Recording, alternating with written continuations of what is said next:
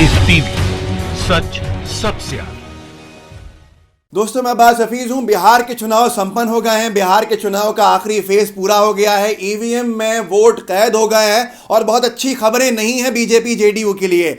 आप ये opinion poll जान के हैरान हो जाएंगे। जो हमारा फोरकास्ट है, जो हमारा सर्वे है, उसको देखकर आप कहेंगे विश्लेषण के साथ कि हाँ, ये सही है और बीजेपी जेडीयू के लिए अच्छे दिन नहीं आ रहे हैं। मैं आपको कुछ सर्वेज बताऊंगा, कुछ ओपिनियन पोल बताऊंगा कि किसको कितनी सीटें मिलने वाली हैं। आप गोदी मीडिया की एग्जिट पोल्स मत देखिए, कोई मतलब के नहीं है, निरंतर फेल होते जा रहा है क्योंकि ये बायस्ड होते हैं। और एक और चीज बताऊंगा, जो वोटिंग हमने कराई थी निजी तौर के ऊपर कि किसको कितना ज्यादा लोकप्रियता के अंदर मुख्यमंत्री के रूप में लोग देखना चाहते हैं, वो सुनकर भी आप दंग रह जाएंगे। लेकिन पहले ये समझ लीजिए कि मुद्दे क्या रहे। आपको जान के हैरानी होगी कि बीजेपी जिन मुद्दों पे इस चुनाव को ले जा रही थी वो मुद्दे बिल्कुल नहीं चले हैं, जैसे कि 370, जैसे कि राम मंदिर निर्माण, काशी मथुरा मंदिर, उसके साथ साथ ट्रिपल तलाक, उसके साथ साथ जो बीजेपी के मुद्दे थे वो पूरी तरह से गौण हो गए।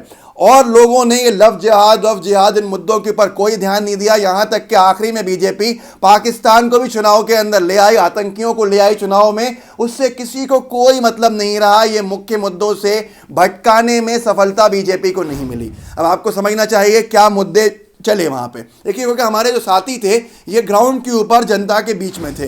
हर्षिता निरंतर कवरेज कर रही थी, जा जा के लोगों से मिल रही थी, लाइव टीवी के माइक के साथ उनसे बात कर रही थी। पर जब ऑफ द रिकॉर्ड बात की है, उन्होंने तकरीबन आधी ज़्यादा विधानसभाओं पे लोगों से पर्सनली बात करी। ऐसे और भी साथी हमारे थे जिन्होंने पर्सनली बात करी। तो वहाँ लोगों ने जो कहा कि उनके मुख्य मुद्दे क्या थे, और उनसे ये भी पूछा कि किसको मुख्यमंत्री के रूप में देखना चाहते हैं, और उसी हिसाब से सीटों का आकलन भी हम आपको बताएंगे। मैं आपको बताऊंगा कि मुद्दे कौन से चले। मुद्दे चले, सबसे बड़ा मुद्दा जो बिहार की जनता में था वो था कोरोना महामारी में जनता की बढ़ी हुई परेशानी।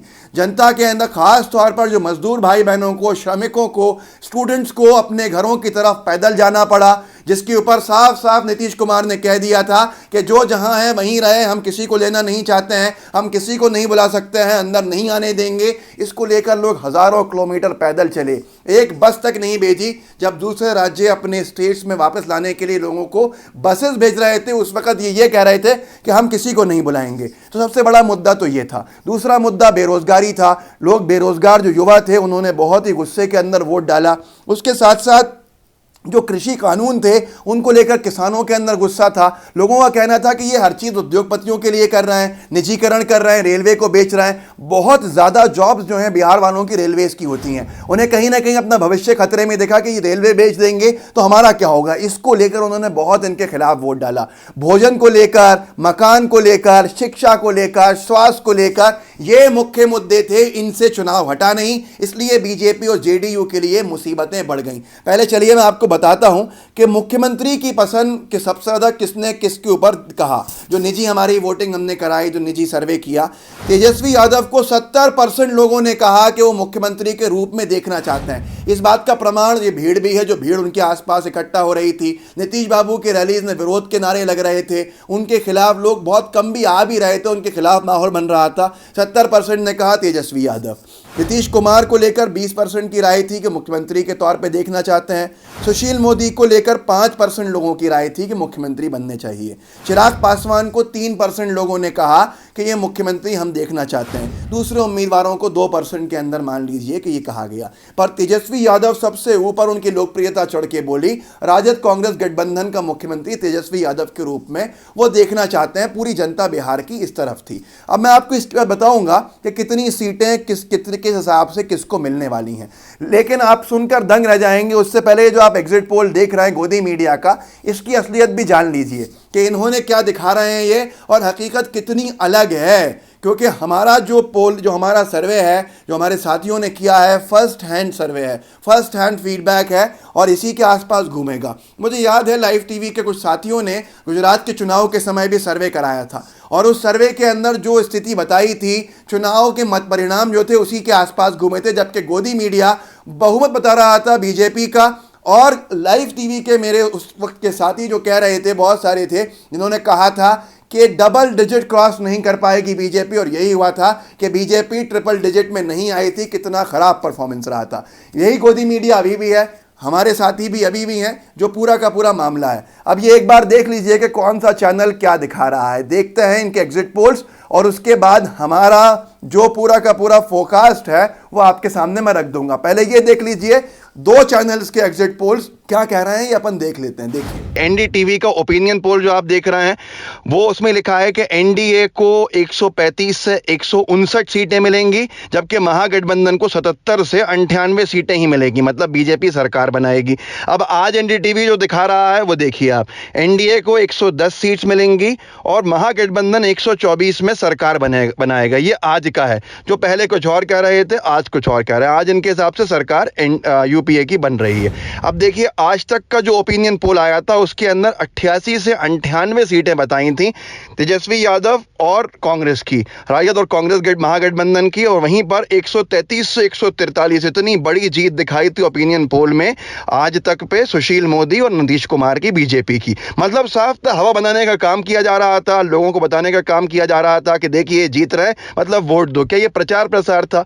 अब ये आज तक का, आज का देखिए जो आज इन्होंने एग्जिट पोल बताया है, इसमें clear cut 44% vote share Tejashwi Yadav और कांग्रेस गठबंधन को दे रहे हैं और एनडीए को सिर्फ 35% दे रहे हैं। आज तक भी इनकी सरकार गिरवा रही है। आज जो आज तक पिछले कह रही थी कि 100 के अंदर सिमट जाएगा महागठबंधन। अब अगला देखिए, अगला क्विंट का है सी वोटर ओपिनियन पोल। सी वोटर ओपिनियन पोल जो बहुत महत्वपूर्ण माना जाता है, इसके अंदर सीट प्रोजेक्शन दिखाया है। देखिए एनडीए का 141 से 161 कितनी बड़ी जीत दिखाई, और यूपीए का 64 से 84, मतलब कांग्रेस राजद गठबंधन महागठबंधन 64 से 84 में सिमट जाएगा। और यही लोग आज बिहार इलेक्शन का सी वोटर क्विंट पे दिखा रहा है कि एनडीए सिर्फ 116 सीट लाएगी और महागठबंधन 120 क्रॉस कर जाएगी। ये हकीकत है इनकी, आप खुद देख लीजिए।